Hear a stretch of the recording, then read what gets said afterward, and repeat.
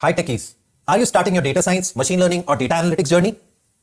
These are the 4 minimum and sufficient open source packages in Python which are required to complete your projects. The first one is Pandas. It is the king of all packages. You will require in all your projects 100% of the time to open and handle your data. Pandas offers you all those capabilities. Apart from that, it is a must-have packages. It is a must-have package for data manipulation, data analysis and data visualization. NumPy is the second most important package. It is important for mathematical computation, data analysis and data visualization.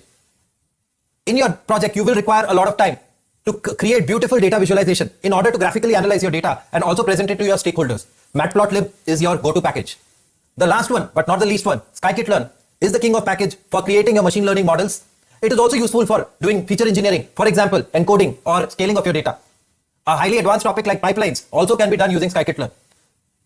All of you, all the best for your data science or your data analytics and machine learning journey. Bye.